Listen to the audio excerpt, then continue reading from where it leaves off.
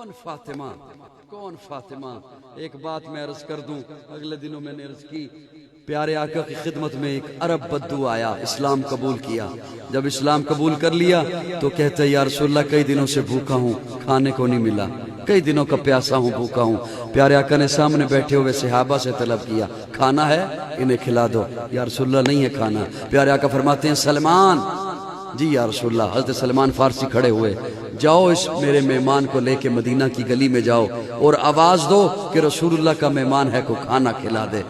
رسول اللہ کا مہمان ہے، کو کھانا کھلا، نو مسلم ہے، کو کھانا کھلا دے۔ حضرت سلمان فارسی اس کا ہاتھ پکڑ کے مدینہ کی گلی میں لے کے گئے، آواز دیے جا رہے ہیں، وہ لوگوں رسول اللہ کا مہمان ہے، مسلمانوں رسول اللہ کا مہمان ہے، نو مسلم ہے، کئی دنوں سے بھوکا ہے، اس نے کھانا نہیں کھایا۔ حالات ان دنوں ایسے تھے، کسی کے پاس بھی کھانے کو کچھ نہیں تھا، کسی دروازے سے بھی کوئی آواز نہیں آئی۔ چلتے چلتے حضرت فاطمہ کا بھی دروازہ سلمان فارسی نے کراس کر دیا۔ جب حضرت فاطمہ نے سنا ابا کا مہمان ہے، رسول اللہ کا مہمان ہے، تو تھا تو حضرت فاطمہ کے گھر بھی کچھ نہیں، لیکن جیسے ہی سنا کہ ابا کا مہمان ہے، حضرت فاطمہ اٹھی، دروازہ کو یوں تھوڑا سا کھولا اور آواز دی چچا سلمان۔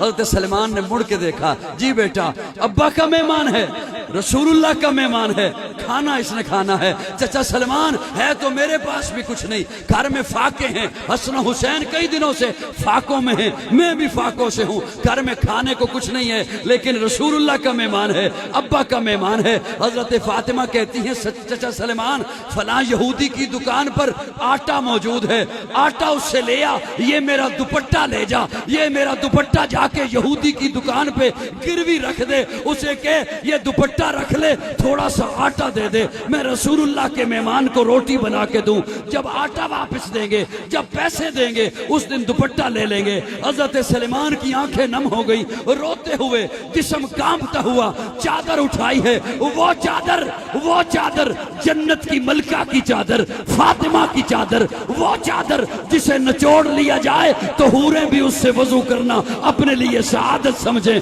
وہ چادر پیارے آقا کی بیٹی کی چادر، وہ چادر آج دنیا بھر کی جتنی بھی مائیں ہیں، میں تمام کی چادروں کو، تمام عفت مآب ماؤں کی چادروں کو، تمام باحیا ماؤں کی چادروں کو فاطمہ کی چادر پہ قربان کر دوں۔ حضرت سلمان وہ چادر اٹھا کے لیے جا رہے ہیں، ساتھ روئے جا رہے ہیں۔ شمعون یہودی کی دکان پر پہنچ کر چادر دی اور کہتے ہیں شمعون یہ چادر رکھ لے، تھوڑا سا آٹا دے دے، رسول اللہ کا مہمان ہے۔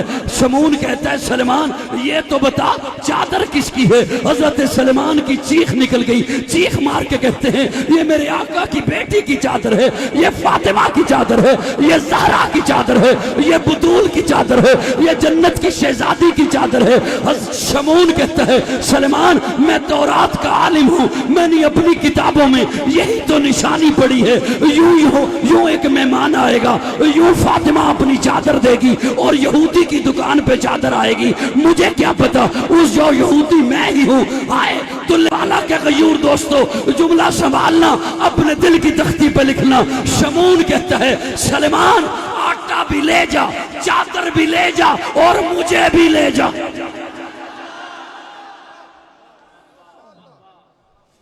نبی کی گود میں پلی وہ زوجہ علی ولی جو سیدہ بطول ہے، وہ دختر رسول ہے۔ کتنا عالی شان گھر، علی کا گھر، نبی کا گھر کہ جس پہ رب کے حکم سے فرشتوں کے نزول ہیں۔ وہ دونوں ان کے نور عین حضرت حسن حسین جنہیں امام قبلتین کہتے اپنے پھول ہیں۔